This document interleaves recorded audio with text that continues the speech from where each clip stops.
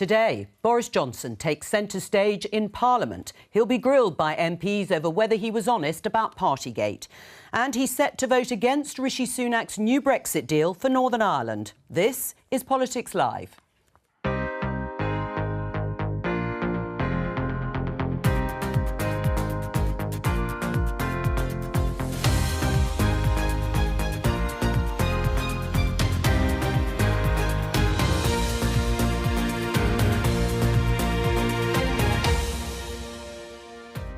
Joining me today, Conservative MP Andrea Leadsom, Labour MP Sarah Champion, the Deputy Political Editor of The Guardian, Jess Elgott, and The Spectator's Political Editor, Katie Balls. Today, Boris Johnson will give a robust defence of what he said in Parliament about lockdown-breaking gatherings. I'm sure that whatever happened, the guidance was followed and the rules were followed at all times. But that's not all. Boris Johnson and Liz Truss are set to vote against Rishi Sunak's new Brexit deal for Northern Ireland. He's got a choice. He can be remembered for the great acts of statecraft that he achieved, or he can risk looking like a pound-shop Nigel Farage. Also, we'll have Prime Minister's questions at noon. We'll bring it to you live. This man and his family have been trying to register with an NHS dentist for 3 years. Why is it so difficult? And shortages of salad and vegetables have led to a surprise rise in inflation.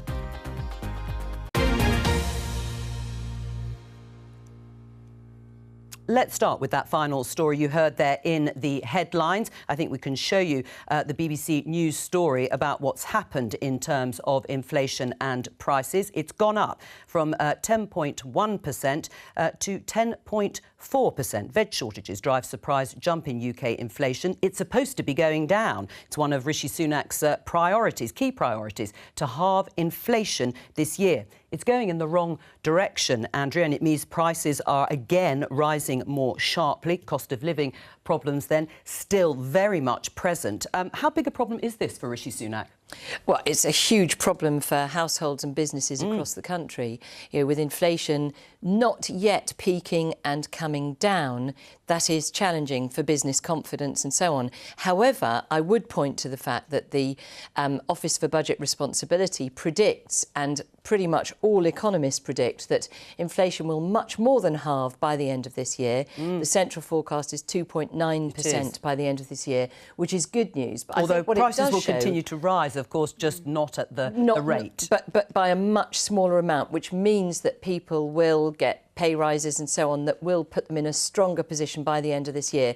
I know that's small compensation, but it is really important not to over-egg 1 month's numbers. You know, the Prime Minister has said he is absolutely targeting getting inflation down, and it's essential that he continues to do that. I mean, is it that big a deal in the whole scheme of things for families when you think that actually it had come down a bit, it's gone up a bit, it is set to go down to 2.9% by the end of the year?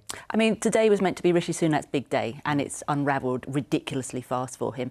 Yes, it is a really big deal. Anybody that's been to a shop, a supermarket and tried to buy food knows, A, the price is ridiculous, and B, trying to get quality food is almost impossible. What we need is the government to be addressing those underlying issues rather than just focusing on sort of the quick headlines that they seem to be fighting for. I mean, Sarah is right. Food prices at their highest rate for 45 years. We've also got a decision on interest rates later, well, tomorrow, in fact. How big a problem is it for Rishi Sunak personally and the government when they've made halving inflation such a key priority? I think it's a huge deal, not because necessarily that the words inflation mean a huge amount to ordinary people, but because every single time a voter goes into the supermarket and sees that their pack of butter costs £4 or their juice costs £3.50 or they can't get the kind of fruit and veg that they want, it makes people remember that they feel worse off under this government. And I think that that is the thing, that is the key driver ultimately that decides elections. It is almost the biggest reason why people might decide it's time for a change of government. And so that is one of the reasons why Sunak's made it such a priority and Hunt's made it such a priority. Katie? Yeah, I mean, I think one of the reasons Number 10 currently look at a spring election as something that could be quite appealing is that if you look at the OBR forecasts on inflation, it would be more than halved, slashed considerably. I think around 1% at that point, which goes to Jess's point about the general feel and the mood in the country when these things happen.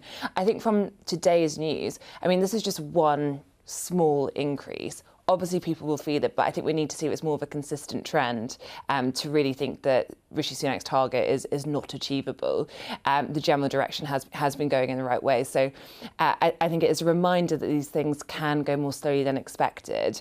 But given we just had the OBR forecast, last week with the budget, I think there's still a sense that this will be going in the right direction. Is it making you nervous, though, Andrea, despite that forecast, and also because we know from the Office for Budget Responsibility, following the budget statement by Jeremy Hunt, that living standards will continue to fall for the next 2 years? Yeah, so it's not making me nervous politically, but of course it is terrible for consumers and businesses who are trying to make ends meet at the moment.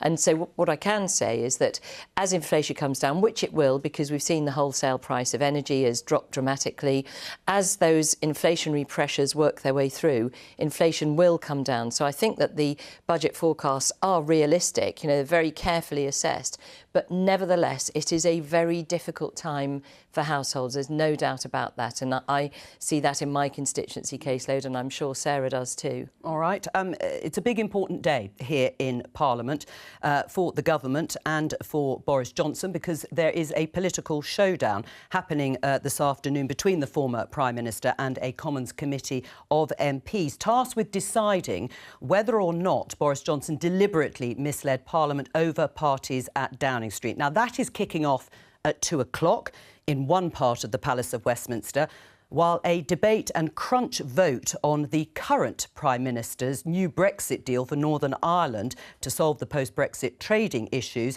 will be underway in the House of Commons chamber following Prime Minister's questions. Very busy here. Any hopes of uniting the party on that issue have been dashed in the last couple of hours, because Boris Johnson has said he's going to vote against what's known as the Stormont break on any future EU regulation, as is another Prime Minister, former Prime Minister, I should say, Liz Truss. And we think there are about 20 or so rebels, which could be very problematic, particularly for the Prime Minister in terms of his political credibility. Let's just have a look at what Boris Johnson has said.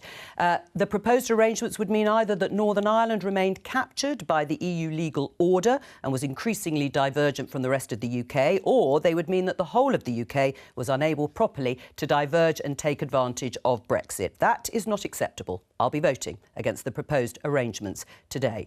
Do you agree with Boris Johnson, Andrea?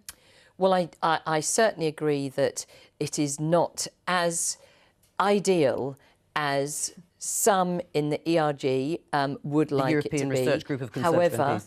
However, for my own part, I think at any time over the last 7 years, any Brexiteer, myself included, if offered this arrangement under the Windsor Agreement, we would have absolutely jumped at it. And so I think the issue now has got to be, what does it feel like in Northern Ireland? Does Northern Ireland feel like a proper part of the United Kingdom? It is a precious part of our union. But the Democratic Unionist Party says not. Well, no, but polls in Northern Ireland suggest that businesses and households are actually accepting that the Windsor Agreement offers a significant advantage in terms of common tax regimes, the ability to trade, to get goods from the UK, to be able to send parcels, to travel, etc. And let's be clear, Northern Ireland has always been complicated. Since the time of the Troubles, the need to not have a hard border. And actually what the Windsor Agreement does, in my view, is to offer the right balance. So should Boris Johnson, Liz Truss and other Conservative MPs just swallow their pride, or whatever you want to call it, over this issue and change their mind and vote for it?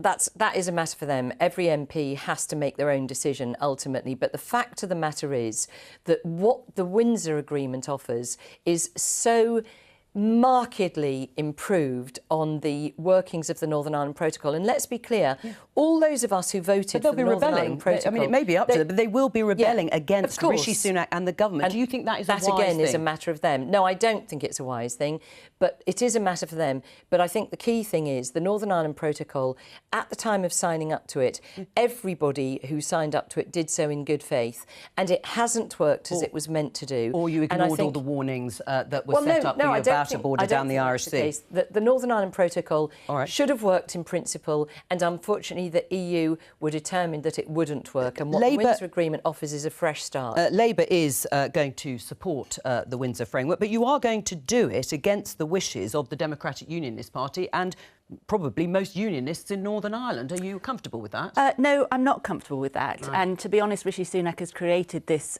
separation by not having the DUP involved in the negotiations from the start. But you had it right earlier. This vote, I believe, is more about trying to humiliate Rishi Sunak than it is about the people of Northern Ireland. Because the whole way through, Northern Ireland has been forgotten. In all the debates that we had, it wasn't there. And this could have been resolved in a much more all-encompassing way a lot earlier. We've had 3 years to do this. So the fact that they've decided to take this stance now, it's about Rishi Sunak and it's about Boris Johnson trying to be leader again, in my opinion. Andrea? Well, I don't think that's right, because, you know, you have the DUP have come out and said they don't support it on the basis that they do not believe that it makes Northern Ireland sufficiently exactly the same as the rest of Great Britain. But had they been and I don't think you negotiating can from the conclude start, rather than just expected to nod it through, I think you might have got Well, they're a not better deal. expected to nod it through. This was They're presented some weeks ago, and the DUP was offered enough time and space to consider it carefully. And as I say, there are opinion polls in Northern Ireland that suggest that businesses and households do support it, yes, do see it as a significant improvement. All right, is it humiliating? Will it be humiliating for Rishi Sunak in terms of his political credibility? I don't think what we're going to see today will be humiliating. I think it's clearly a blow to Rishi Sunak. I think the biggest blow is the fact the DUP are not backing it. And that means that power sharing it means moment. the road to power sharing is looking longer and narrower than I think as many would like it to be. But I also don't think that's ever going to be something which people thought would happen overnight after this deal. There's lots of reasons, complicated reasons when it comes to power sharing, protocol being one of them. So I think the biggest blow was the fact that Jeffrey Donaldson, number 10, had hoped, I think, would abstain on the deal. And you had a situation where they're unanimously voting against. As for the Tory rebellion, let's see what we get to on it. I think Rishi Sunak was warned by many of his supporters that by going into this issue, he was creating an opportunity for an anti-Rishi Sunak vote, which could be capitalised on by his critics. Boris Johnson signalled, not in the chamber, but at a paid gig, that he had issues with the deal. So this isn't a huge surprise that he is now voting against. But why did the government choose to have the vote today? They've chosen to have a vote on the day that they know Boris Johnson is in Parliament. He is not always there. And therefore, they were almost, goading him to say, well, if you're going to criticise it, either abstain or back it, don't back it, but you have to make a choice. And therefore, I think we're seeing a bit of a test of strength on both sides, in the sense, how many people get behind Boris Johnson? Is it going to be an impressive figure? What does a potential future Boris Johnson movement look like? And how many stick by Rishi Sunak? So we'll find out by mid-afternoon who is winning there. Can I just add there? Yes. I honestly do not think that this is some kind of set-up to try and, put up or shut up Boris. I just don't think that that's the case. I think Rishi Sunak has been determined to restore the union. I mean, I'm a very proud unionist. I'm sure we all are here. Yes. And actually, this has been an unresolved, terrible issue for quality of life and the ability to trade and feel like part of the United Kingdom in Northern Ireland. And so I think Rishi Sunak is absolutely determined to fix that problem. I think that is the guiding reason they have renegotiated the protocol. And I think that is why Rishi Sunak has done so, in terms of constantly talking about what the communities think rather than what Tory MPs do. But I think the timing of the vote today is notable. And Boris Johnson is doing it to make a point of difference and to see how many numbers it's got. Well, while we're on Boris Johnson, let me just remind you of this story back in the autumn of 2019, quite near the start of Boris Johnson's time as Prime Minister.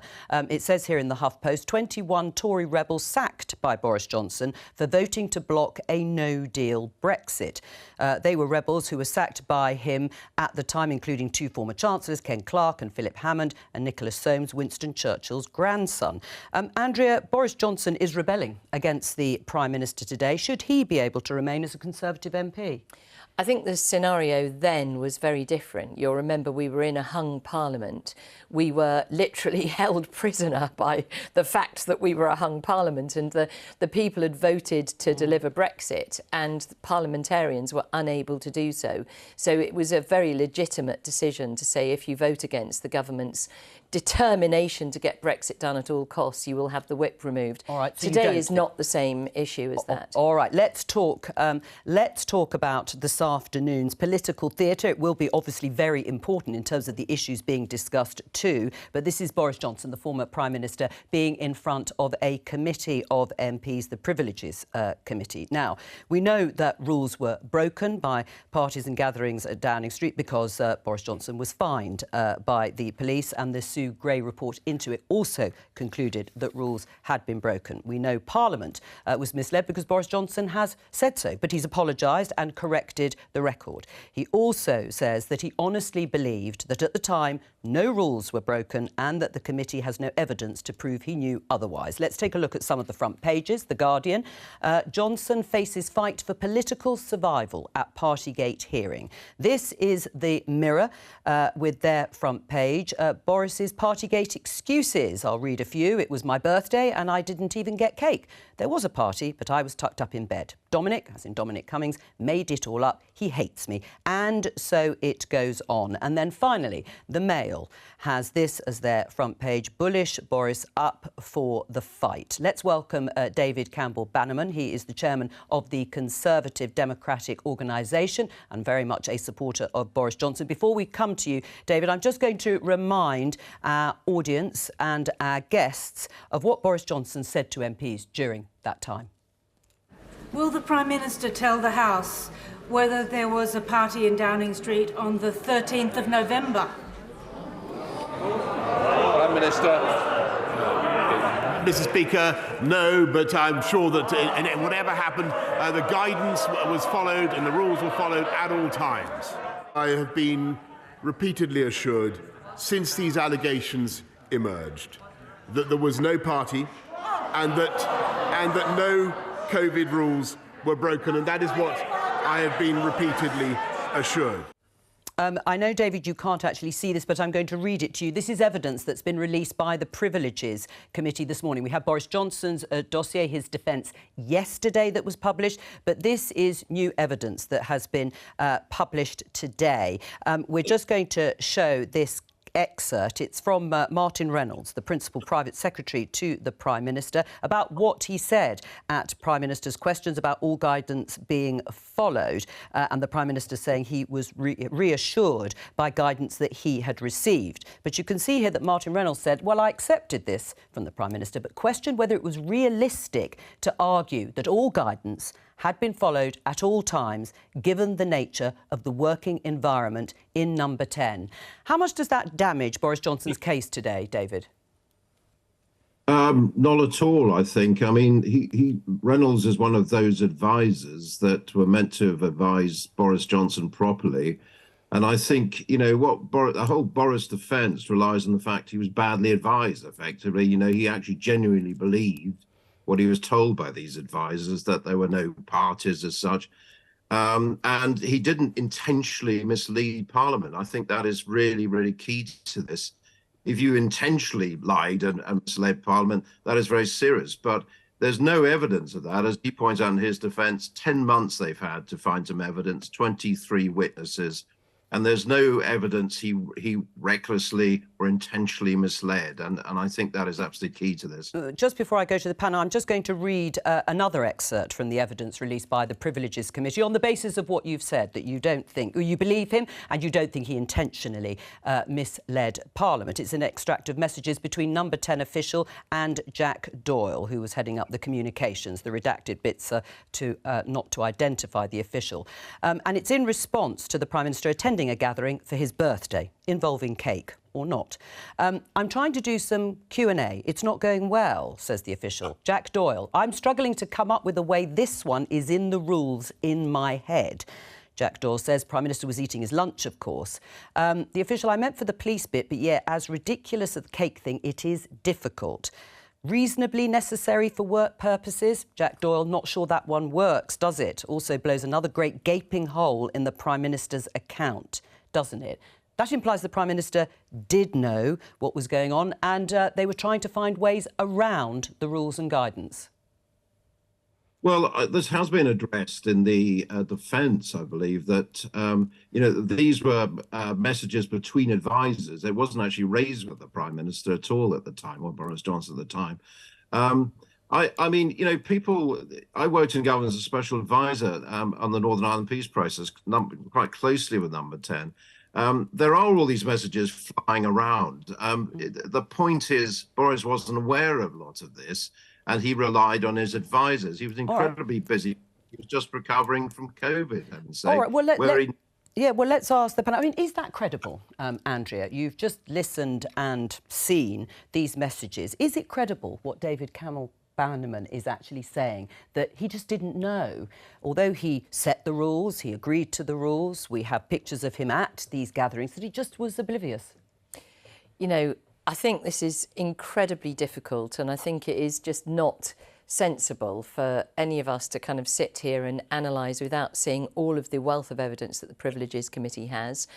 They've been wading through this for 10 months. They've got so many witnesses, evidence and so on. So, I mean, I share the scepticism of everyone. How could you not know? But on the other hand, having been a Secretary of State myself, which is much less pressured than the PM, you are aware that a huge amount goes on that you're not privy to, where people are discussing things that you're doing or attending. Well, I agree. It is in hindsight, but it's not clear at the time that in a working environment that it just isn't clear. That's why I just go back to the fact that we have to let the Privileges Committee do their job. So you believe Boris Johnson when he says he genuinely thought all the guidance and all rules were followed at all times and it wasn't obvious to him? I'm not saying I do not have a personal analysis with the benefit of the 10 months and pages of evidence that the Privileges Committee has.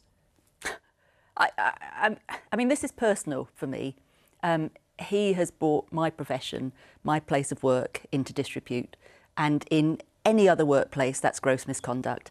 And to say that it wasn't intentional, this was premeditated. He had conversations, he read a speech out, someone typed that out saying there wasn't a party. He knew there was a party. It's been proved there was a party. The police have proved there's a party. He's admitted there's a party. It was intentional. Whether or not the committee will be able to get an agreement on that is a different thing, but the public know. David, you're shaking your head. No, I mean, you talk about misconduct there, Sarah. It's not the same as gross misconduct. Well, gross misconduct. It's not the same as recklessly misleading. Or I said intentional. I think that's a false or unhelpful comparison, to be honest. Well, that doesn't surprise me because you're backing Boris Johnson on this and you're not looking at the evidence that's just been presented to you. Backing fairness and Parliament, because if this goes through, every minister, and you intend to be a minister, presumably, will not be able to tell the truth in Parliament. They will not be able to actually form fear of being thrown out for intentionally or unintentionally misleading Parliament. It will close down Parliament and the committees and anyone appearing at those committees. It would be a disaster. I think there's a very big difference between misleading or... Sorry, I think there's a slight sort of sound disconnect there. Try and let David Campbell-Bannerman finish his sentence. But anyway, Sarah, you respond, just because he drops out. Well, I just think that there's a very big difference between misleading Parliament and, maybe for security reasons you don't give all of the evidence, or maybe you just don't know the answers. And to be quite honest, I think we ought to be truthful. And I think there ought to be a very hard line that we do tell the truth and we do get called out. Politicians are probably the lowest of the low in the public's opinion, and things like this just drags us down even lower than that. That's not what I want to be seen as. I want to be seen as someone that's truthful, and that's why this is personal to me, and he needs to be held to account for it. And can I just say, I totally agree with Sarah on that. Likewise, I think I deeply regret the way that politicians are viewed. I think it's vital that we're honest. I think getting to the bottom of this is absolutely essential, not least of which for all of those constituents who weren't able to attend funerals or weddings and so on. It's absolutely appalling, and so we have to get to the bottom of this. Jess? I do think that we've seen a significant amount of the evidence now that's going to be presented to Boris Johnson. And how damaging? We've been all going through that dossier this morning, many political journalists here, and much of what he relies on is that he is badly advised. And what we've seen in the dossier this morning, and I expect what they'll rely on later, is that several of those advisors, including Simon Case and Jack Doyle, his Director of Communications, say that there were specific things that they do not recall him saying, that them advising him not to say. So particularly, Jack Doyle says it's hard to say that we could comprehensively say that social distancing guidelines was followed at all times, and yet that's the kind of thing that Boris Johnson strongly intimated in the House of Commons. Katie? I mean, I think the evidence looks difficult for Boris Johnson. And I think there's then the question of, and we expect this to drag on for weeks and months. Yes, because they're not going to make a decision, are they, this afternoon, the Privileges Committee? They'll hear evidence which could go on for several hours. So he could be found guilty of intentionally or recklessly, depending on whether he's misleading the House. It doesn't mean he's necessarily suspended for 10 days. We all talk about this worst-case scenario for Boris Johnson, which is the 10-day suspension, which could leave him vulnerable to a recall petition and then could lead to a by-election. But I think there's a question here about politically, what does that mean for the Tory party? There's a really interesting Conhome Tory activist poll this week. Quite a lot of sympathy amongst the grassroots for Boris Johnson in terms of, we've seen all these claims from Boris Johnson supporters about the political nature of this. And there's sympathy in the grassroots, but and this idea he should be allowed to remain as an MP. But when it comes to, would you like Boris Johnson to return to number 10? I think 2/3 are not supporting that. Right. But the longer this drags on, the more of a distraction is for Rishi Sunak. Right. Would you agree with that, David Campbell-Bannerman? It's a distraction to the Conservative Prime Minister Rishi Sunak by his predecessor, Boris Johnson. Well, sorry, Rishi Sunak was fined as well for exactly the same offence, so maybe he needs to have a few answers ready. No, I mean, there is this huge vote today on the protocol. I was involved in the Northern Ireland peace process, 96, 97. And it's very, very key. And I think Boris has come in quite rightly to say we don't want to be tied to EU rules anymore. And I fear this does exactly that, as the backstop was trying to do and the Chequers deal was trying to do. So you just want him back as leader, don't you, Boris Johnson? Well, I personally would. It's not what CDO is about. We're actually about party reform and democratic reform. We're not anti-Rishi. But it was a scandal that, members said no to Rishi, and then 2 months later he was imposed by a group of MPs. And I'm afraid the MPs are the problem on this. All right. And they're very angry about it. Well, let me put that. That's people, Conservative MPs like you, Andrea Leadsom. I mean, I don't think that it was exactly as David says there. Obviously, he's not a UK parliamentarian any longer. The fact of the matter was that Boris Johnson resigned as Prime Minister, and then there was a contest, and then we all know what happened with Liz Truss's premiership, and then Rishi was indeed appointed.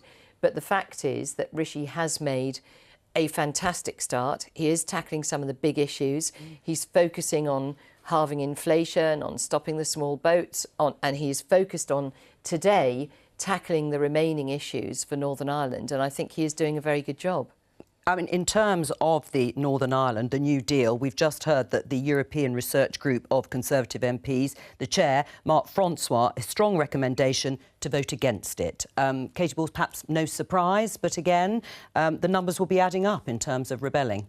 Yeah, exactly. I don't think this is surprising. If you looked at the report from the European Research Group yesterday, it was pretty damning. Specific quotes from Rishi Sunak and then saying why they thought he was wrong. It was almost a question as to why they were leaving it another day. Maybe it was to stretch the period out that people were, paying close attention to the ERG. But I think, therefore, this isn't a shock. Let's look at the numbers. I mean, ultimately, does it get more to the working majority? That could suggest problems for Rishi Sunak in the future if you have a block of MPs against him on this piece of legislation.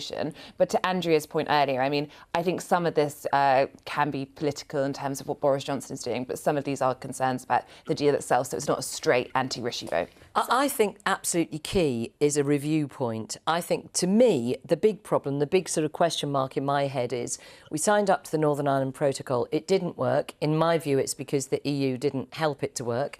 Now we have a new arrangement. We need to be given the chance, if that isn't working either, to be able to review it at some some point in the future. All right, we're going to leave it there. Thank you to you, David Campbell-Bannerman, for joining us. Just to remind viewers, proceedings start at 2 o'clock this afternoon in Parliament, with Boris Johnson giving opening remarks, and also the Chair Harriet Harman, the Labour MP, doing the same. They all have to break off about half an hour later because they have to come back to the chamber to vote on what we have been talking about, which is the new Brexit deal for Northern Ireland being introduced and proposed by the government. But that is all happening in a few hours' time. Let's talk about something else, because last year a BBC investigation revealed that 9 in 10 NHS dental practices across the UK are not accepting new adult patients for treatment under the National Health Service, and 8 in 10 NHS practices are not taking on children.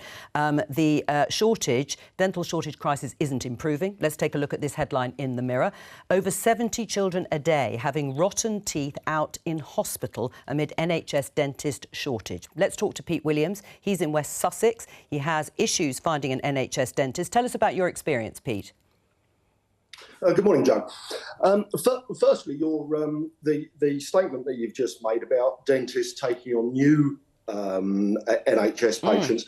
I mean, even that's not correct. To be fair, you know, I was at my current dentist's for over 13 years, and as soon as COVID finished, and we were able to get back to going to dentists, we immediately had a letter from our dentist saying that they were no longer treating NHS patients at all. Oh, so you were let off altogether?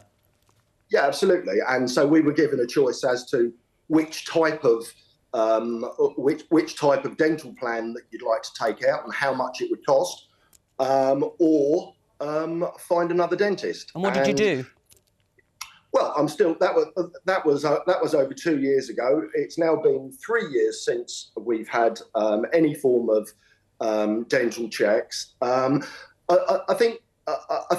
May I ask you and your panel a quick question, Jo? Yeah, what is it? The question is, and if each of your panel could just answer this question for me, just with a simple. She's the gaffer. Let's see what the question is. Okay, go on, spit it out. So the question. It's very simple. So I just need a private or NHS answer from each of your panel and yourself. All right. I'll put a general. Yeah, private? no, I understand. We'll come to that in just a moment. But Andrea, how has the situation got that bad? And yes, do you use an NHS dentist or a private dentist? I now use a private dentist. Because I can't get an NHS dentist. In my constituency, so many people have issues with getting an NHS dentist. And actually, I did look up where exactly are we on dentistry, and I do know that the government has now changed this sort of payment for dentists of taking on NHS patients, and that's really important. So now dentists get paid for per filling rather than one payment regardless of how many fillings they do. So to make it worthwhile for dentists, that's important. I also see that the number of dental assessments last year from the NHS dentists was double that of the year before. So I think that's a good sign. I think all MPs are incredibly aware that this is a big problem. But it's in a dire situation, isn't it? If not only can you not get onto an NHS list, but you're being let go in some cases in the way that Pete has said. What about you, Sarah? Same situation as Pete. So I was with an NHS dentist and I got a letter telling me that they were going private. I couldn't find an NHS one anywhere else. I'm uncomfortable with sort of the paying by tooth. Because I remember in my teens, they wanted to give me 8 fillings and I refused. And I've got perfect teeth. I have no fillings whatsoever. So what we need is a proper reform of dentistry. And I've just done a big survey of my constituents. We had over 700 reply to it. And almost 40% of them weren't registered with a dentist. And half of those had desperately tried to get registered with a dentist. And it's as bad as an adult or a child. And that's a really big problem, particularly for children, because if we don't have the preventative stuff at early stages, that's when we see children turning up at the hospital. Actually, I'd just like to say, with the Family Hubs and Start for Life project that I'm chairing on behalf of the government, we're rolling out family hubs across the country for families with pregnancy right the way through to 19 or 25 where there's disabilities. And will that include? Will that include a core dentistry? part of it? Well, it's not just dentistry, is it? Because you don't have all your milk teeth taken out because you didn't see the dentist. You have your milk teeth taken out because your teeth are rotten. And that is all about helping families to understand the importance of brushing little gums and making sure that children are eating the right things and not eating too much fruit straight before bed. So there's all kinds of education that actually the family hubs, well, it is exactly Sure Starts. But if I just give you an idea, though, of the cost, if I give you an idea of the cost, though, because you've both said you can't get NHS dentistry. I mean, if you look at the website, the Which comparison website, it says that a filling costs £65.20 at an NHS dentist. It can cost up to £250 at a private provider. There'll be many people like Pete who just can't afford or don't want to pay that much, and they are then sitting without checks. Totally right. Yeah, I mean, I had a Ukrainian guest who needed a root canal. There was absolutely nothing. I mean, I basically had to pay for her. There was nothing that she could have recourse to. But what you've been in government. You've been in government, and the Conservatives have been in government since 2010, and this is now in a crisis. And I've just given you some statistics where I looked up, because absolutely we're in government, but the fact of the matter is during COVID lockdown hardly any dentists saw patients at all, and since COVID lockdown the number of dental treatments has surged. The government's investing significant sums in NHS dentistry and changing the payment Well, system. I'll go back to Pete and find out if he's reassured to hear that. But first of all, is this going to be a big political issue? I'm not going to ask you about your dental arrangements, but is this a big political issue? Yeah, I mean, I certainly think that one of the things this contributes towards is this growing sense from people that the country just isn't working. They can't book a train ticket, they can't get a GP appointment, they can't find they're being thrown off their NHS dentist, and it just feels like the crumbling of the state. And I think that is whether that is that perception, there may be ways which it's inaccurate and be different in different areas of the country, but there is a growing sense of it, and you see it coming through in polls, in focus groups all the time. Right, would Labour do what Wes Streeting, the Shadow Health Secretary, has suggested for GPs, and try and bring all dentists, because they're set up in a similar way, into the NHS? It is a good question, and I don't have an answer, but I've tried to find an answer. I mean, the problem is on the ground that dentists are small businesses, and Andrew is absolutely right. During COVID, they were hit so badly, and many of them couldn't get any of the loans and grants. So, they're trying to make a living. They're a precious resource. Personally, I absolutely think that we ought to have a national dentistry service. It is part of our health and well-being. All right, Pete, what do you think of what you've heard so far? I think for the vast majority of normal working people, nothing that I've heard is going to help them at all. Going forward, dentistry now for enormous amounts of people is purely and simply a luxury, and for many people, it's a luxury that they just can't afford. And again, going forward, more importantly, I think, is it's okay. I think for Angela to say that people should. Andrea, for people to say that they should look after their children's teeth, which of course they should do. But at the same time, going forward, this really is a ticking time bomb for children's oral health. And, I personally can't see myself getting an NHS dentist. And I've phoned over 40 dentists. Right. And what about, and you've got have you got teenage children? We're a family of 2 adults and 2 children in full-time education, indeed. And in fact, my partner has joint custody with the children. Their father lives about 10 miles away. He's also tried to get the children into his NHS dentist, and they won't have it there either. All right, well, Sarah, you wanted to say something. Yeah, I mean, one thing that they do in Europe is they have dental buses that go around to schools, and it's sort of part of a service that all children can get. I know that there are some charities happening, particularly in the north of England, where the children cannot get NHS dentistry, where they're providing that service. I mean, that is something which we could do pretty much immediately, and we could make sure that every child has got that good start and have a little, lesson in how to brush your teeth and go home. I mean, I remember at school, you go home with a toothbrush and some toothpaste. That could certainly happen in family hubs. All right, Katie? Yeah, I mean, I think it's just to Jess's point, when you think about the fact of all the problems with the NHS, this is just, an additional problem when it comes to the health service that lots of people think, you shouldn't have to think about how you get to them. It should be pretty easy. I was looking at one of the pieces on this in the iPaper and about the number of people who are now attempting dentistry procedures themselves. You see them in the US, in US supermarkets. I mean, that was pretty DIY uncomfortable dentistry. reading. But the fact that that's actually quite a notable figure does just show you how bad the problem is going to get. And therefore, I think, there's always a question in things like a national dentistry service sounds like a lovely idea for many reasons, but how practical and how quickly can you really deliver that? So what are the things that you can do in the short term, and in terms of, is it increasing labour supply? Lots of those things that perhaps might make the distance before you do something bigger to the system. All right, I mean, it sounds pretty desperate, doesn't it, Jess? Yeah, and it certainly does, and of course there's all things about the workplace review that needs to be going on to the NHS. I'm not sure if that covers dentistry. It probably should do as well. It's about a channel of people coming into the profession. Pete Williams, thank you very much for joining us today to talk about the problems with getting an NHS dentist, and obviously quite distressing to hear stories that people might be actually trying to do it. Please don't, even if you can't find an NHS dentist. We're just going to pause for a moment.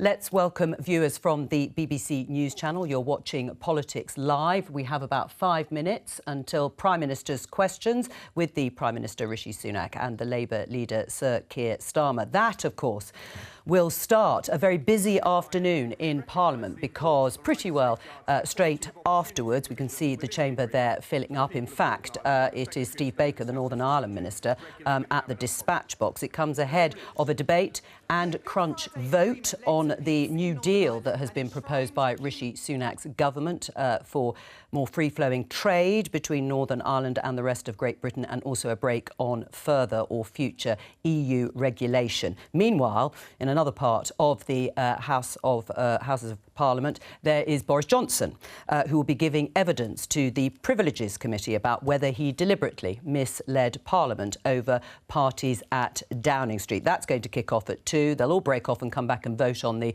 Northern Ireland deal, and then they'll all go back for what could possibly be up to 5 hours or so of evidence being given by Boris Johnson and the committee, the Privileges Committee. We won't know the results or the outcome or the verdict of that Privileges Committee probably for a few weeks or so while they digest it. But let's talk to the BBC's political editor, Chris Mason.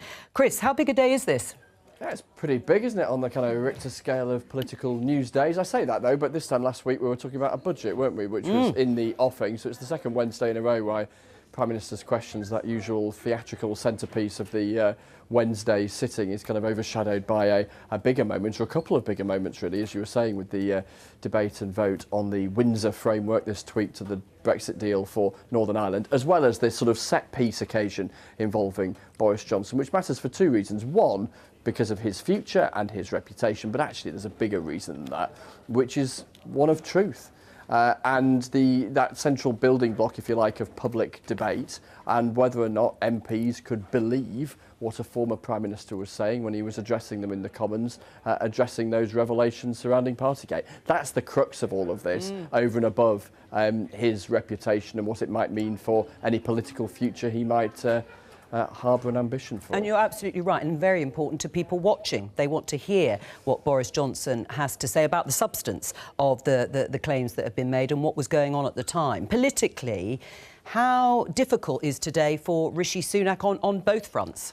Well, firstly, on the Boris Johnson thing, Boris Johnson has made a career out of being an attention snatcher, and that's precisely what he is doing today. There's a very good reason why we saw Rishi Sunak sit down with John Kay, our colleague over on BBC Breakfast, earlier this week, because that, from Downing Street's perspective, if you like, was something of a sweet spot where he could talk up what he sees as his successes of the last couple of weeks. That trip to San Diego to sign a defence deal with the United States and Australia, the deal with Ursula von der Leyen of the European Commission on this Northern Ireland Brexit deal, and talk up the budget of just a couple of days ago, before you had the crunching return of Boris Johnson, not only reminding people of all of those revelations that brought about his downfall, brought about Liz Truss as his successor, and brought about that cratering of the Conservatives' opinion poll ratings, but then also this moment, this vote on the Windsor Protocol, where we're seeing, or the Windsor Framework, where we're seeing Boris Johnson getting up from that evidence session in a couple of hours' time in the Grimmond room of the House of Commons, walk down the road and kick the Prime Minister in the goolies by voting against his attempted alternative to the Prime Minister's protocol deal for Northern Ireland. Oh, and Liz Truss also voting against it as well as various other noisy names on the Conservative backbenches. Yes, the list does seem to be going up. We're going to see you, of course, and be talking to you after Prime Minister's questions. Thank you very much, Chris Mason. I mean, listening to all of that, Katie, will anything have materially changed by the end of today, do you think? Well, I think we'll have a sense of the flavour in terms of the mood in the party towards both Boris Johnson and Rishi Sunak, actually with the Windsor Framework vote. I think on Privileges Committee, let's see, but I suspect lots of people have already made up their mind either way when it comes to MPs in the Tory party and some of those watching at home too. Where does that leave Sir Keir Starmer? Well, I think that I think either way, today is likely to be a good day for the Labour Party because of all the the way it exposes all the divisions in the Tory party. I think Isaac Levido, who's the key election strategist, said that the narrow path for a Tory victory is through unity and discipline, and today's the biggest test of that. Oh, well, I mean, what do you say in response to that, Andrea? Because it is difficult then to watch this. It is important, of course. Will you be watching all the proceedings this afternoon? I will indeed, but I do think that it'll be interesting to see if Keir Starmer answers the question about his own pension.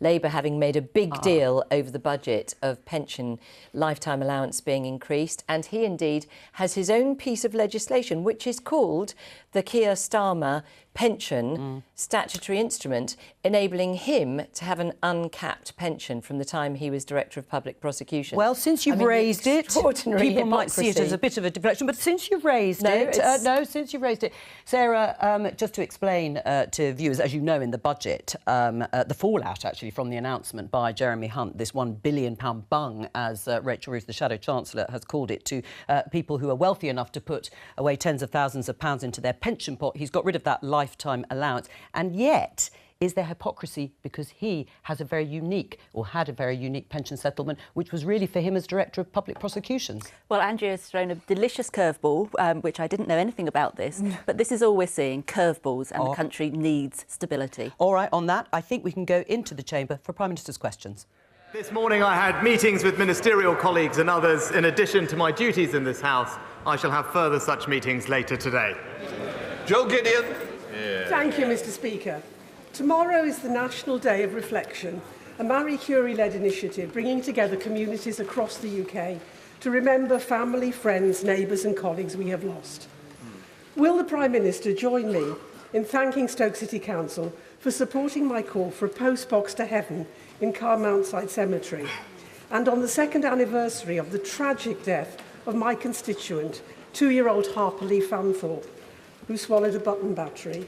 Will he thank her courageous mother, Stacey, for leading the campaign to raise awareness of the dangers of button batteries?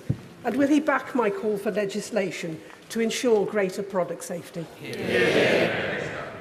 Well, Mr. Speaker, of course, I join my honourable friend in thanking Stoke City Council. I'm very sorry to hear of Harper Lee's tragic case, and my thoughts are with her friends and family, and particularly her mother, Stacey. And we are aware of the concerns about button batteries. The law is very clear that products available in the UK must be safe. The Office for Product and Safety Standards has published guidance on exactly this for manufacturers and is working with the Child Accident Prevention Trust to educate parents and childcare professionals on button baton safety. Leader of the Opposition, Keir Starmer. Thank you, Mr. Speaker. Today we remember the innocent lives lost 6 years ago in a terror attack on Westminster Bridge. Amongst those tragically killed was PC Keith Palmer, who sacrificed his life to protect others. Police officers up and down the country work tirelessly every day to keep us safe, and we thank them for that. But as we saw this week, those brave officers are being let down. Dame Louise Casey found institutional homophobia, misogyny and racism in the Metropolitan Police. I accept those findings in full. Does the Prime Minister? Well, Mr. Speaker, I join with the honourable gentleman paying tribute to PC Palmer and indeed all the other police officers who have lost their lives serving and those who do so much to keep us safe. I was appalled, Mr. Speaker, to read the descriptions of the abhorrent cases of officers who have betrayed the public's trust and abused their powers. And let me be clear, It is and was unacceptable and should never have happened. We have taken a series of steps already, and the government will also now work with the Mayor and the Metropolitan Commissioner to ensure that culture, standards and behaviour all improve. At the heart of this matter are the people whose lives have been ruined by what has happened, and I know the whole House will agree with me that it is imperative that the Met works hard to regain the trust of the people it is privileged to serve. Keir Starmer. I take it from that answer that the Prime Minister does accept the Casey findings in full, including the institutional failures. Because nobody reading the Casey report can be left in any doubt about how serious this is, and doubt for a second that it's restricted to the Met. The report lays bare how those unfit to join the police are aided by patchwork vetting systems that leave the door open. If the government backed Labour's plan for proper mandatory national vetting, we could end the farce that sees different police recruitment standards in different forces. Will he back that plan so we can make speedy progress? Prime Minister. Well, Mr. Speaker, there's no need to back that plan because we're already taking action to tackle the issues that are raised in the Casey report. And it was actually 2 months ago. It was 2 months ago that I met with Dame Louise Casey and the Metropolitan Commissioner, and we introduced a series of measures. For instance, the College of Policing is currently updating the statutory code of practice for police officer vetting that all forces legally have to follow. All police forces are in the process of checking their officers against the Police National Database, and in weeks, Her Majesty's Independent Inspectorate will report back on their re-inspection of all forces' vetting procedures. Now, these steps, of course, won't undo the terrible damage that have been previously committed, but we owe this action and more to the victims and survivors to ensure that such tragedies never happen again. Keir Starmer. Well, the problem with the Prime Minister's answer is what he's referring to isn't mandatory. How can it possibly be right to have different standards for recruitment in different police forces? No wonder the Casey report criticised what she calls the government's hands-off attitude to policing over the last 13 years. But let's call it what it really is, sheer negligence. The report also exposes chronic failures by the police to deal with rape cases, with officers using, and I quote, overstuffed or broken fridges containing the rape kits of victims. On his watch, rape charges are 1.6%. Yet the government still hasn't backed Labour's plan to have proper, high-quality rape and serious sexual offences units in every police force. Why not? Prime Minister. Mr. Speaker, what Louise Casey also says is that primary public accountability of the Met sits with the Mayor of London.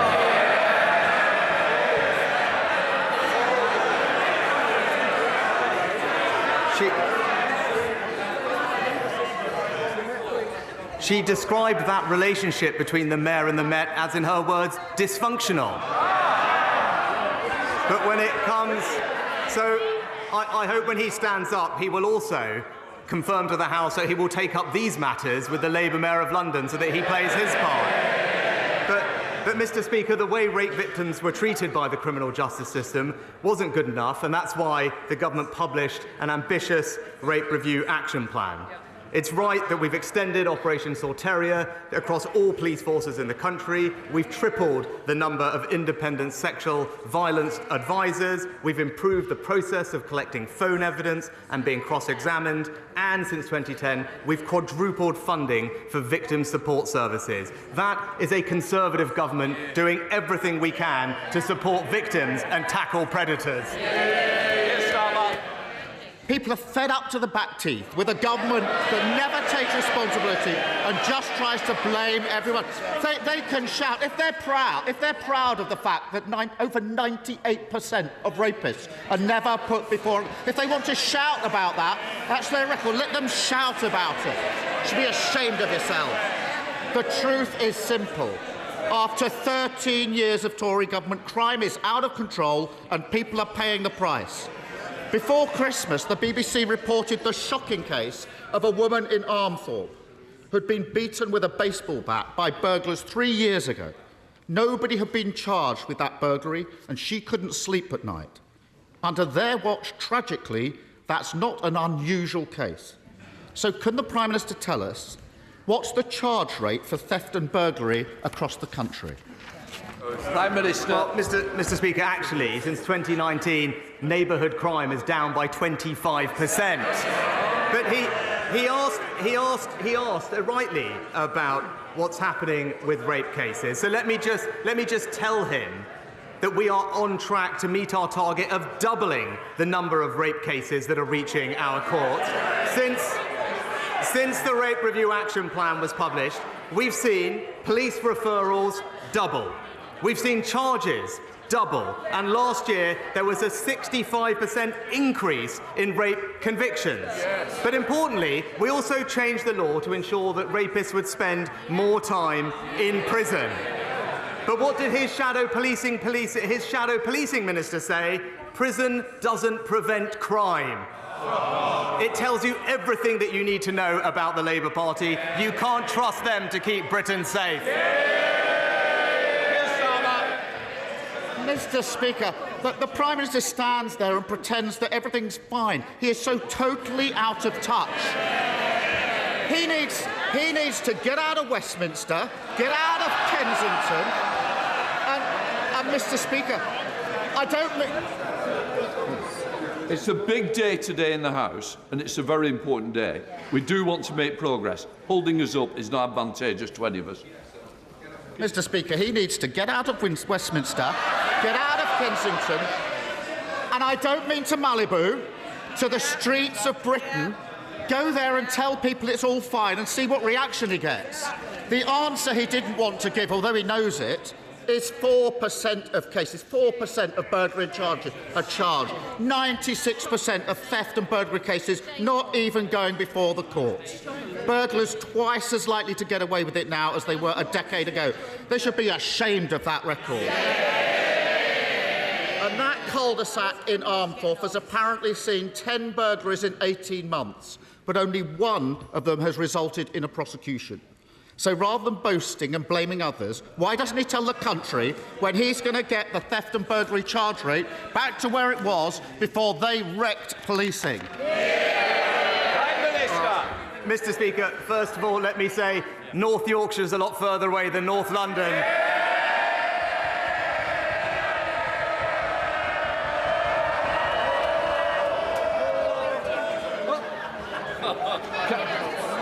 Can I say, I'd like the lines as well, but I prefer to hear them rather than jeering. Come on, Prime Minister.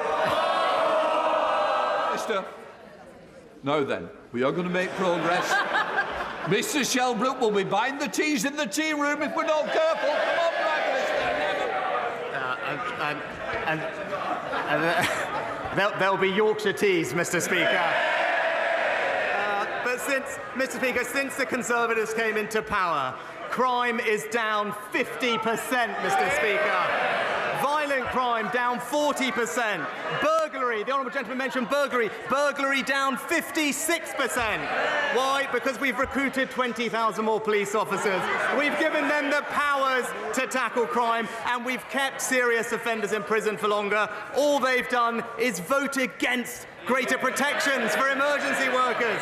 They've opposed tougher sentences for violent criminals, and they are failing to give the police the powers that they need. It's the same old Labour, soft on crime, soft on criminals. The only criminal investigation he's ever been involved in is the one that found him guilty of breaking the law. I've prosecuted countless rapists. On the Prime Minister, I want tougher... Hold on. I am determined to hear the questions, whether it's the Leader of the Opposition, the Prime Minister, so I can... Sorry. I think you've got your first customer for tea, Mr. Kurtz. We keep having this little problem. We'll have no more.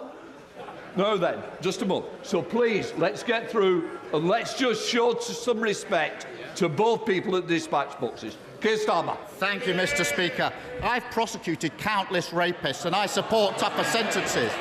But you have to catch the criminals first. And when 98% of rapists are not even being put before the court, That's a massive failure on the government. And if he wants to go to Armthorpe, which is in Yorkshire, why doesn't he go to that cul-de-sac when he gets out and about in Yorkshire and ask them about those 10 burglaries that haven't been prosecuted? The reality is, after 13 years of Tory government, they've done nothing on standards, neighbourhood policing has been shattered, and burglars and rapists walk the streets with impunity. It's the same every week from the Prime Minister, whether it's the cost of living crisis, crime running out of control, or the state of the NHS. Why is his answer always to tell this British people they've never had it so good?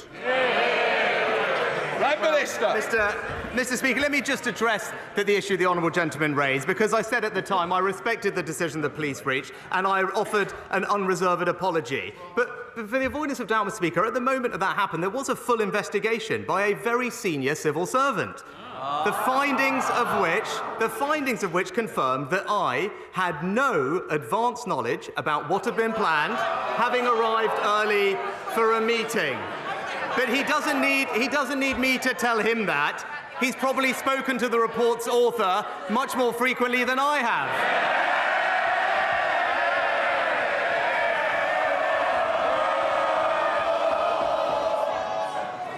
Look, the Prime Minister needs to answer the question. He doesn't need you to... I don't think we need any more. Let's keep it that way. Prime Minister. Look, Mr. Speaker, we're getting on. We're halving inflation by paying 50% of people's energy bills and freezing fuel duty. We're cutting...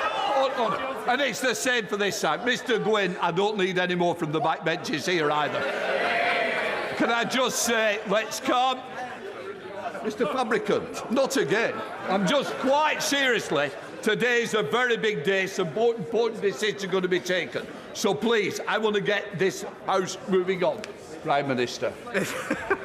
Mr. Speaker, we're also cutting NHS waiting lists by resolving pay disputes and getting doctors back to work. And, Mr. Speaker, we're stopping the boats with a new bill to tackle illegal migration. That's a Conservative government delivering on the people's priorities. Holly Bumbicroft. Holly Bumbicroft. Can I thank my honourable friend, the Prime Minister, for the efforts he has made to support the UK's steel industry? Can I tell him that we remain very concerned about job losses at British Steel in Scunthorpe? So will he today reassure my constituents in North Lincolnshire that we will never see the end of UK steelmaking under his watch? Mr. Speaker, the UK steel industry can have no greater champion than my honourable friend. And I know that this must be a concerning time for British Steel employees, and we stand ready to work with her to support them. Now, she's right, industrial sectors, including steel, have been able to bid into competitive government funds worth £1 billion to help support them to cut emissions and become more energy efficient. And the government's recently announced British Industry Supercharger Fund can help boost competitiveness in UK's key energy-intensive industries. And I look forward to working with her to ensure a thriving steel industry in our United Kingdom. Leader of the SNP, Stephen Flynn. Thank you, Mr. Speaker. I'd like to begin by paying tribute to PC Palmer, who so tragically lost his life in defence of this Parliament and indeed what we all stand for, democracy. Mr. Speaker, what worries the Prime Minister most about Brexit right now? Is it the likely 4% hit to UK productivity, or is it 3 former Tory leaders planning to vote down his deal this afternoon? Oh, Mr. Speaker, Mr. Speaker, the Windsor framework represents. Just to help the chamber, just help everybody. I understand it's true, Prime Minister.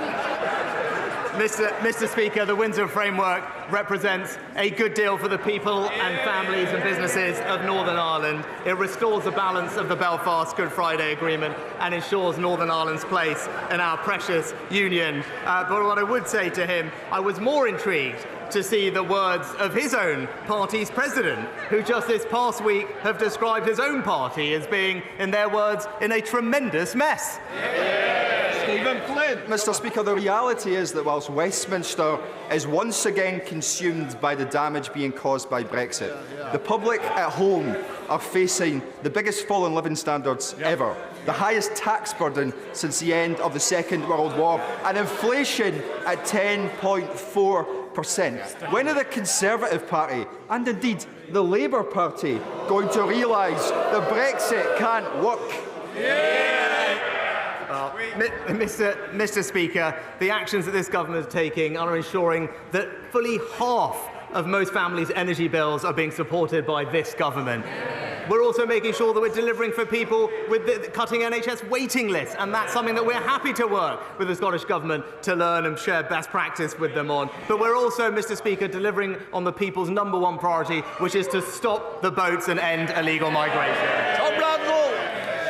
Mr. Speaker, the unemployment claimant rate has declined significantly over the last decade, but there are still vacancies to fill and specific groups to help. And on Monday, the Employment Minister and I visited Arnold Job Centre, where Kelsey and her team are welcoming local employers to speak directly to job seekers, and a dedicated 50-plus work coach is getting more from that bracket into work. So would my right honourable friend join me in congratulating the staff at Arnold and other job centres across the country on the proactive work that they're doing, and when time allows, would you come to visit Arnold Job Centre in person to see the great work they're doing? Well, can I thank my honourable friend and join him in thanking all the staff at Arnold Job Centre for their hard work. I shall keep his kind invitation to visit in mind. He mentioned the over 50s. And he mentioned the over 50s, or as my right honourable friend, the Chancellor, described them, are more experienced workers. And he was right to focus on them, because together with the Work and Pension Secretary, we are putting in place a range of measures to help support them to return to and stay in the labour market. And that is something that not only will help us continue to bring inflation down, but will support those people to have healthy, productive, fulfilling lives. Neil Hamby. Thank you, Mr. Speaker. The UK Government recently confirmed that Scotland generated and sent south 35 billion kilowatt hours of energy in 2021. That number will rise to 124 billion in less than 8 years' time. For this multi-billion-pound bounty, Scotland will see no revenue, no manufacturing or supply chain jobs. In our land of energy plenty, why should our people be cold and hungry and businesses failing as a result of his government's robbery? So what has the Prime Minister to say in defence of this naked exploitation of Scotland's people and its resources?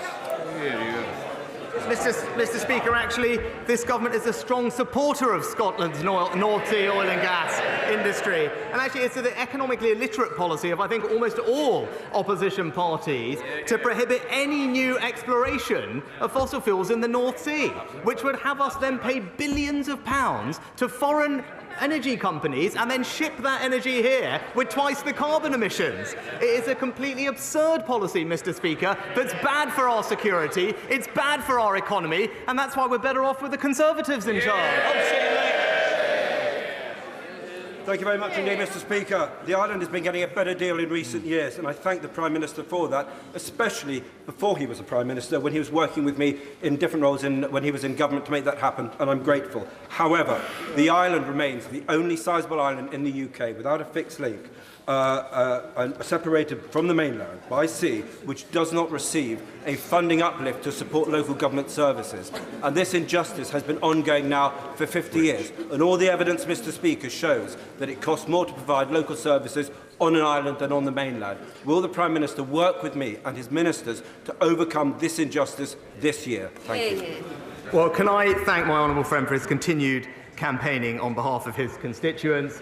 It was a pleasure to spend many happy childhood holidays on the island, and I enjoyed visiting him more recently there as well. The Isle of Wight Council will benefit from a 10% increase in their funding in cash terms for the next financial year, and have been awarded an additional £1 million in recognition of the unique circumstances of the island, as my honourable friend points out. But I will ensure that he does get a meeting with the Minister for Local Government to carry on the good work that he and I started and make sure that his local constituents get the support that they need.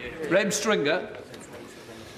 Mr. Speaker, we now know from the Telegraph's lockdown files that during COVID, at the very heart of government, science wasn't being followed and rational discourse had been abandoned. This had dire consequences for children's education, mortality rates amongst the elderly, the economy and access to the health service. Lessons must be learnt, Mr. Speaker, but we can't wait 10 years for the independent inquiry to tell us what we should do next time when the inevitable epidemic arrives. Will the Prime Minister agree to a short-term focused inquiry that can give us recommendations so that we do better next time? Well, Mr. Speaker, as with any public inquiry, the process and timing of the inquiry stages are for the independent chair to decide. As Baroness Hallett has previously set out, she intends to gather written evidence throughout this year, with public hearings also starting this year. They held a preliminary hearing in February which covered pandemic preparedness and resilience, and they've set out dates for preliminary hearings into core political and administrative decision-making across the UK throughout this month. But most importantly, the honourable gentleman will recognise it is an independent inquiry, and it's for the independent chair to set the terms. Jerome Mayor. Mr. Speaker, more than 1.5 million people living outside London stand to be impacted by the Mayor's new London-wide ultra-low emission zone. Labour and the Liberal Democrats, they're all for the ULEZ charge. They don't care about the cost of living crisis. So does my right honourable friend agree with me that the best way to protect commuters and small businesses from the spread of this unfair £12.50 a day tax is to vote Conservative on May the 4th? Well, Mr. Speaker, my honourable friend is absolutely right. And I think he also failed to mention that just this week we've seen Labour in Wales introduce more plans for further road charging as well, increasing cost pressures for public and businesses. And I'd urge the parties opposite to listen and stand up for the public and small businesses, just as the Conservatives do. Hannah Bardell. Thank you very much, Mr. Speaker. When my wee brother was diagnosed with ulcerative colitis 8 years ago, it's fair to say it turned our lives upside down. I'm incredibly proud of the man he is and all that he's achieved whilst living with this life-limiting condition. And my Livingston constituent, Stephen Sharp, manages local football team the Fulshay in Stonyburn. He has Crohn's disease and he lives with a stoma. And he's like many of our constituents up and down the UK, living with a life-limiting condition, trying to provide for their families whilst holding down jobs with a condition and disease that wreaks havoc on their body. So, Mr. Speaker, given 1 in 4 people wait more than a year for diagnosis, will the Prime Minister and indeed the House support the campaign to cut the crap and get diagnosed early for Crohn's and colitis? And would he meet with my constituent Stephen and I to look at what more can be done for awareness, research and funding? Can I thank the honourable lady for her question and pay tribute to, I think, her brother and also Stephen for everything that they're doing to raise awareness of this issue. I'd be very happy to meet with her and Stephen. It is something that I am familiar with, and it is a very difficult condition for people to live with, and it's right that they get the support and attention that they deserve, and I look forward to that discussion with her. Sir Jeremy Wright. Thank you very much, Mr. Speaker. My constituent Jamie Scott spent 4 weeks in a coma and remains seriously disabled as a result of a COVID vaccination. He and his family continue to believe that mass vaccination is the right policy, but it must also surely be right to ensure that that tiny minority who are seriously injured as a result are properly compensated. In the absence of court cases, it's in no one's interests to litigate. The current limit on compensation is £120,000, even for very serious and lifelong injury, and anyone who is disabled by less than 60% gets nothing at all. That cannot be right. Will my right honourable friend look urgently at changing it? Mr. Speaker, it is important to start by recognising the importance of vaccines in protecting us all, and not least the fantastic rollout of the COVID vaccines across the UK. But I am very sorry to hear about the case that my right honourable friend raises. In the extremely rare case of a potential injury from a vaccine covered by the scheme, a one-off payment can be awarded. This is not designed to be a compensation scheme, and it does not prevent the injured person in pursuing a legal compensation claim with the vaccine manufacturer. We are taking steps to reform vaccine damage payment schemes by modernising the operations and providing more timely outcomes. But of course, I'll be happy to talk to the honourable gentleman further about it. Thank you, Mr. Speaker. The new inflation stats this morning show food inflation is at 18%, the highest in 45 years. Millions are living in food and fuel poverty because of this government's failures and political decisions to enable grotesque profiteering at the expense of our communities. How on earth can the Prime Minister claim his plan is working, or is it in his eyes? Is it a success that so many people are struggling with their weekly food shop? Mr. Speaker, the figures that have been recently published showed that since 2010, there are 2 million fewer people living in poverty, thanks to the actions of this and previous Conservative governments. Of course, no one wants to see people struggling with week-to-week bills like food, which is why it's so imperative we stick to our economic plan. And as the OBR have said, we are on track to halve inflation by the end of this year. That is the most important thing we can do to ease the burden on people. And in the meantime, we have a range of programmes, whether that's free school meals or indeed the holiday activities and food programme, to provide support to the most vulnerable families who need our help. Thank you. Thank you, Mr. Speaker. 60 million to improve transport links from Wednesbury to the rest of Black Country, 4 million for Wednesbury High Street, and last week, the most important part of the budget, the £22.5 million to leaven up Tipton Town Centre. Mr. Speaker, this government has put a vote of confidence in my communities, one they've not had for nearly 50 years. Can I ask my right honourable friend, delivery is going to be absolutely key on these projects, because he can ensure, using his good office, that we absolutely get this delivered on time and realise the potential of my communities in Tipton and Wednesbury. Well, can I pay tribute to my honourable friend for his tireless campaigning on behalf of his local communities. I'm delighted that we are investing across the West Midlands, but particularly in places like Wednesbury and Tipton. And again, we will work with him to ensure that those investments are indeed delivered, working with the local councils, Transport for West Midlands and the West Midland Combined Authority. Those investments are going to transform people's lives and spread opportunity in his area, and he deserves enormous credit for making that happen. Very grateful, Mr. Speaker. Mr. Speaker, households in Gateshead have seen their energy bills triple over the last 2 years. They've endured not just the energy unit price increase, but the daily electricity standing charges increase from an average of 22 pence in 2019 to 58 pence from next month, an increase of 155% in standing charges, over £200 per year. To many of my constituents, particularly those in low-income households, this seems like a company tax just for having the temerity to be connected to the network. And these schemes will continue long after energy support schemes have ended. So will the Prime Minister commit to ending the regressive increases in standing charges and instruct Ofgem to return them to 2019 levels, or even end them completely? Mr. Speaker, thanks to the Chancellor, the government is providing support to a typical household energy bill, around half of that bill over the winter, support that was extended in the budget and will be worth £1,500 to a typical family. But we went further, Mr. Speaker, for those most vulnerable families. As the Chancellor announced, we will be ending the discrepancy between unit charges for those on prepayment meters, something that many in this House have called for, and also providing generous cost of living payments worth £900 to the most vulnerable families. Martin Vickers. Thank you, Mr. Speaker. Mr. Speaker, two of my constituents, George and Carol Ellis, are my guests here in the gallery today. Sadly, in 2021, their son died by suicide. George was a member of the Yorkshire Regiment and had become depressed following one of his comrades who had taken his own life. In memory of George, Adrian and Carol have set up a support group which marries up one veteran with another who is able to talk through and hopefully help them. The support group is called get emotions out after George.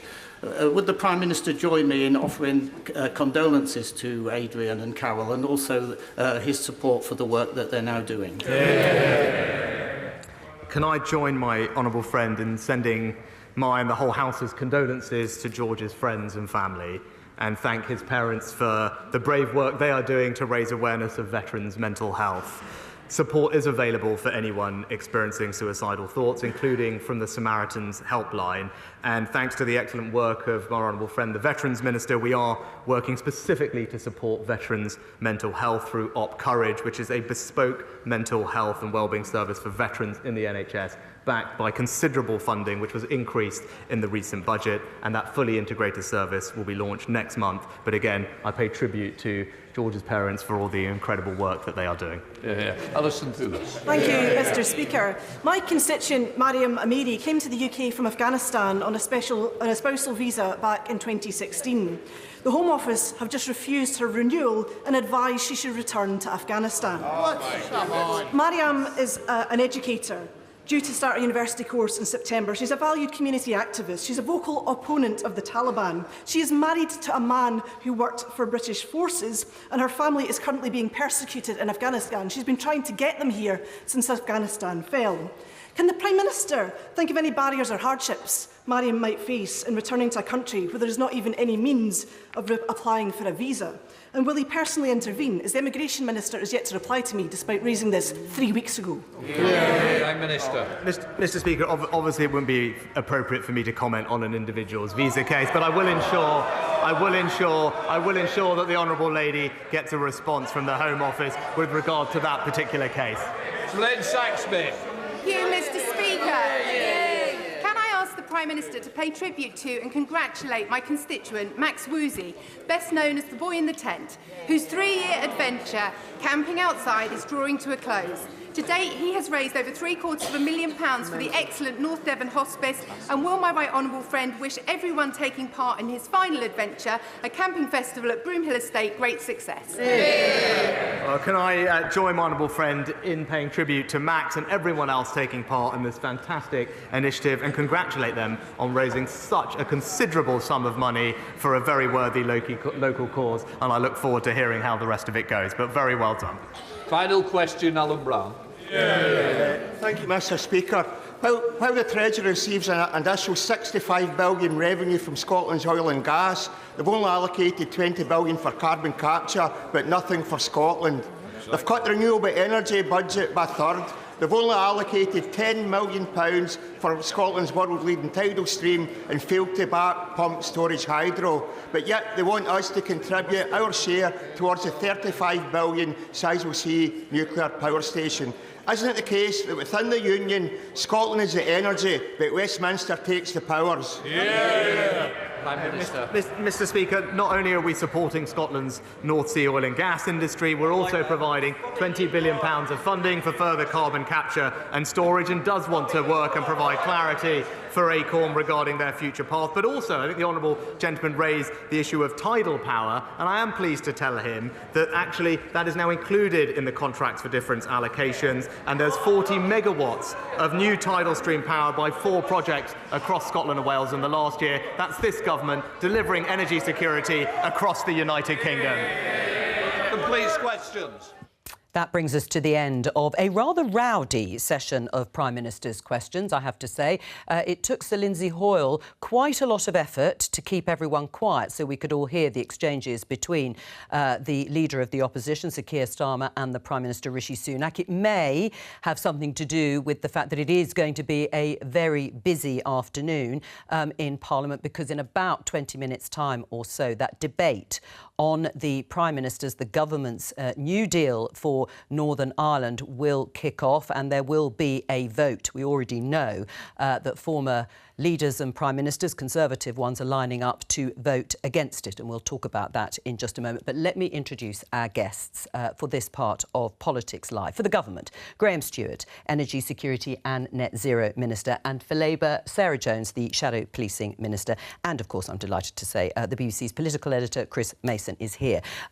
We'll talk about the substance of Keir Starmer's questions, which were in response to the Louise Casey report into policing standards and culture at the Met, and then the government's record on crime. But what did you make generally of the sort of mood at PMQs? Well, Wednesday lunchtime and PMQs always has that kind of, if you like, tribal spirit about it, doesn't it? With backbenchers on all sides, letting off a bit of steam and a bit of noise and a bit of atmosphere in the chamber. But it did seem to have a bit of extra sort of vim and vigour to it today. Perhaps, as you say, because of the significance of the day, really. Both the debate that's about to come on this whole idea of the Windsor framework and the noises off we've heard from big voices this morning, and then, of course, the theatre around Boris Johnson and that committee hearing that he'll be attending in, 1 hour and 20 minutes' time. And all of those questions that swirl around Boris Johnson, a huge personality, obviously divides opinion, and his future.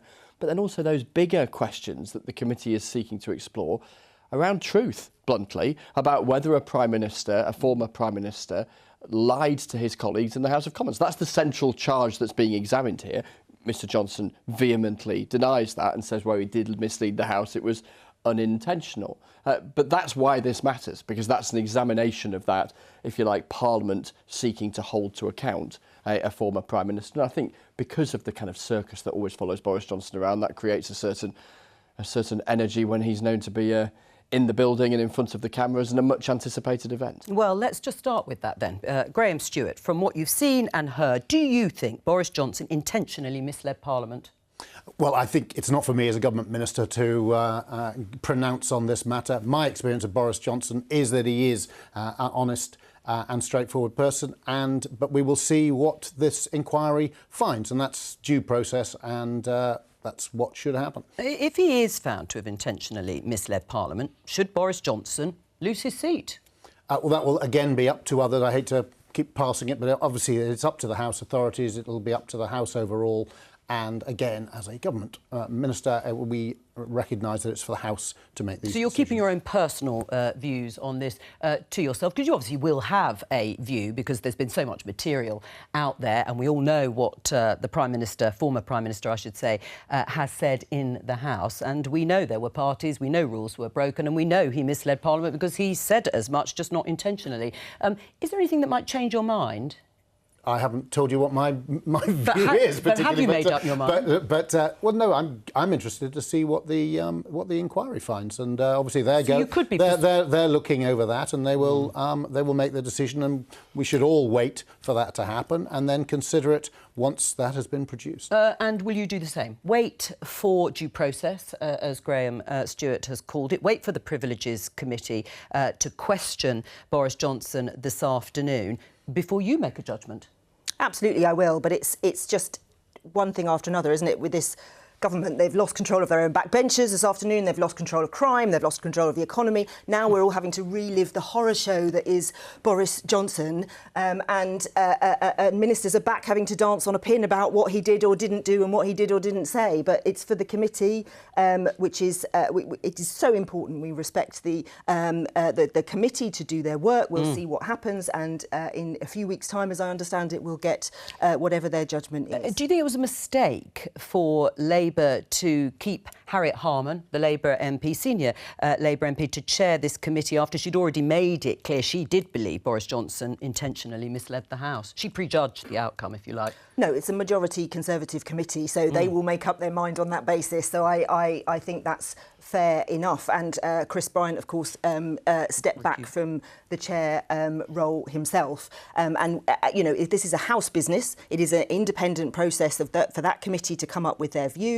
Usually then it's a free vote in terms of how that works. Obviously, the government chose... Well, it's going to be. Yes, I mean, the government chose not to do it with Owen Paterson, so we'll see if they try and do the same this time. But we need to let that process take its course. There will be a free vote, won't there? I mean, we've got this tremendous breakthrough led by the Prime Minister in Northern Ireland. We've had the IPCC report on the whole future of the planet, and really...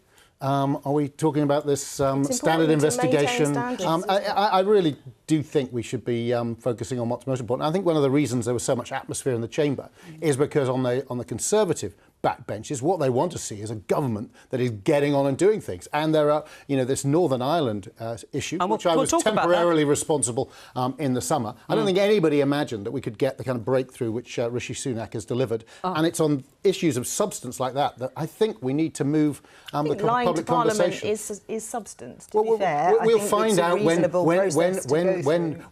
it comes to a conclusion that will be noteworthy. Right now, I think there are other things we should be focused on. It sounds, Graham, like the government's irritated that Boris Johnson is hogging the limelight again.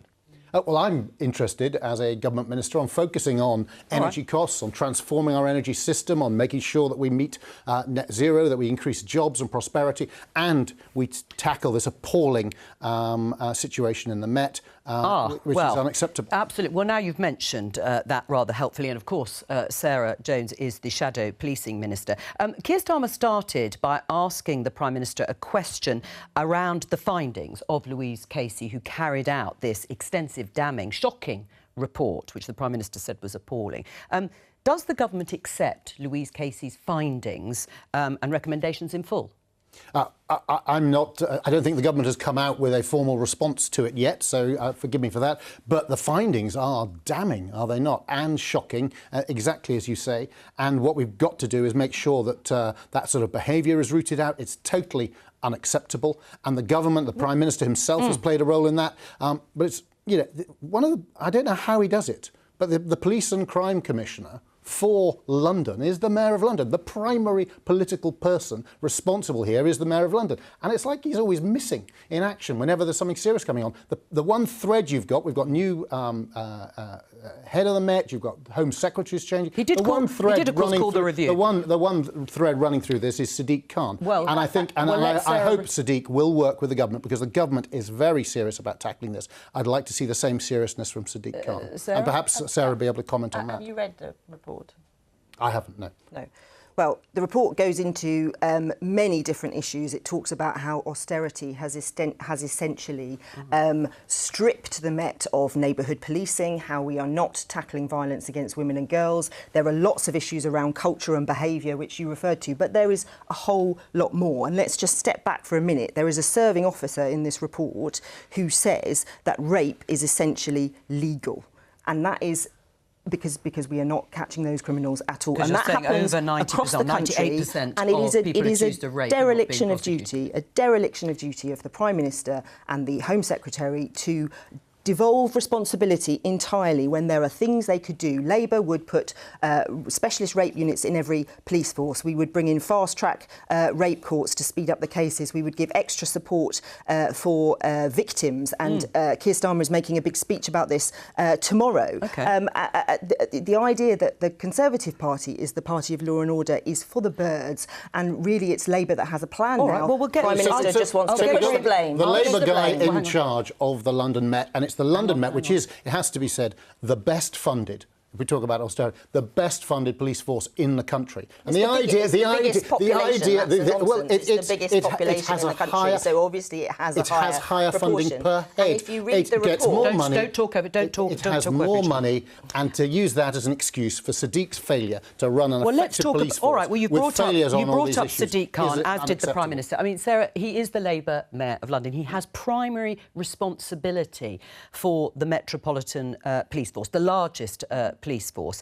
And in the report, Louise Casey says that the relationship between the Metropolitan Police and the Mayor of London is dysfunctional. How much of the blame should be put at Sadiq Khan's failure to deal with the shocking legacy of the Met Police? Well, the first thing to say is that Sadiq set up the report in the first place. So for him to then... But that was relatively recently. ...take the criticism for it when it was his suggestion in the first place. He wanted to see the extent of the issues. What the report says is it's very hard to actually force forces to do what they need to do. And this happens across the whole country because the Inspectorate doesn't have any actual powers to do it. The IOPC, the Independent Office, doesn't, and the Mayor doesn't. He has got responsibility. He does have powers. Of course, the Mayor is the Mayor of London and he has responsibility for policing. Right, yeah. And he has said in his budget this year he is going to put 500 PCSOs back into the Met after the government cut 50% of them across the country. So the Mayor is doing what he can, but he has one hand tied behind his back because we have a government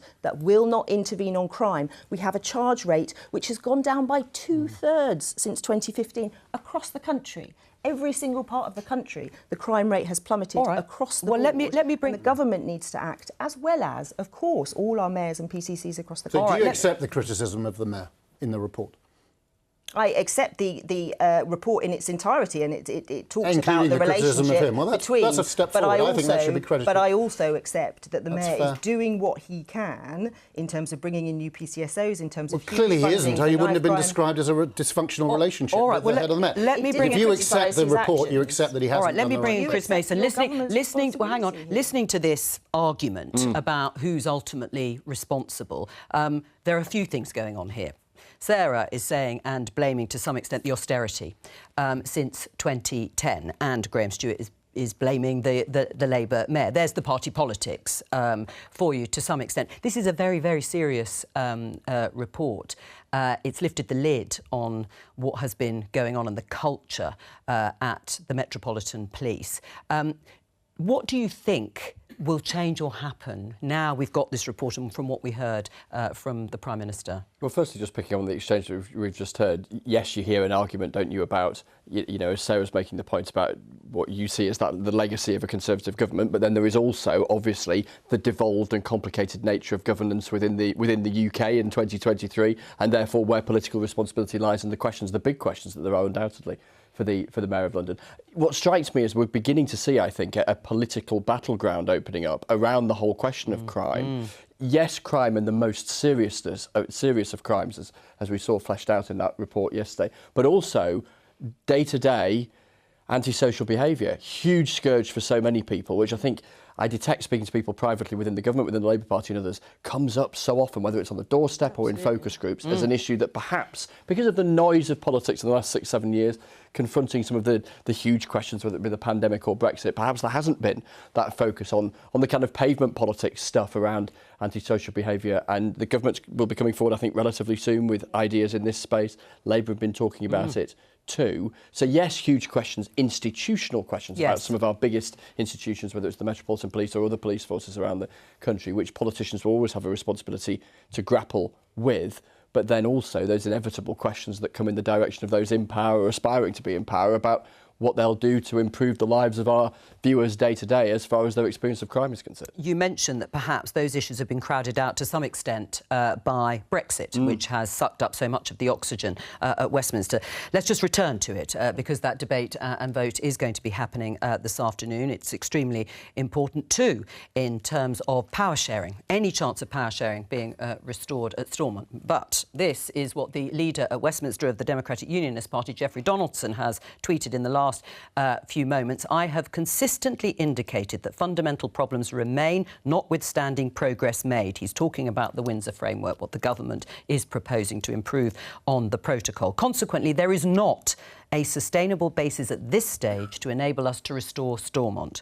We will vote against the proposal today, we knew that, and continue to engage with the government to secure clarification, reworking and change. Our consultation also continues and we are giving people and businesses the opportunity to have their voice heard.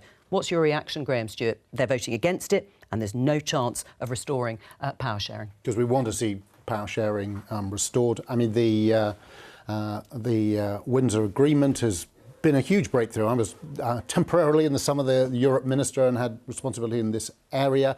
And I don't think any of us, though we were all working hard across with the EU, with member states, to try and find a way forward, as well as with the Irish government and those in Northern Ireland. I mean, the Prime Minister it's a remarkable achievement. Except they're not it does make a huge difference in terms of making sure that there aren't the trade barriers, that it reinforces the place of Northern Ireland in the Union. It is disappointing that the DUP are taking the position that they are. But I think across the Conservative Party there's a recognition that this is a significant improvement. People like David Davis, who will always speak as he sees, as he finds, coming out strongly and recognising the advance this has brought three previous Conservative leaders, Boris Johnson, Liz Truss, Ian Duncan-Smith, Priti Patel, we're being told, as a former Home Secretary, all saying they can't vote for this after the Democratic Unionist Party have said that they will not back it. And you're just disappointed? Yes, well, clearly it is disappointing that is the case, but it's what a difficult issue, as it has been. It's bedevilled our relationship with the EU. It comes up in every kind of area. So what are you going to do? How are you going to get Geoffrey Donaldson and others on board? Will you change the Windsor framework? Well, we have been working closely with them throughout and seeking to ensure that we can get them over the line and accept it. But there's, of course, a balance to be struck, and I think the Prime Minister has, as I said, brought forward a remarkably good deal. And we will see as it develop and seek to get the maximum support for it possible. Because I think Labour, of course, is backing it, and I'll come to you in just a moment. Should any sanctions be brought to bear on Conservative MPs who rebel on, as you have described, this central piece of policy, this central plan to getting post-Brexit trading relations back on a stable footing? Should Boris Johnson and others have the whip taken away, as he did, in fact, to those Conservative MPs who wouldn't back his no-deal Brexit? Well, I was once a whip, but I've never been the chief whip, so you'll understand me ducking that decision as to whether that's appropriate or not. Do you think action should be taken?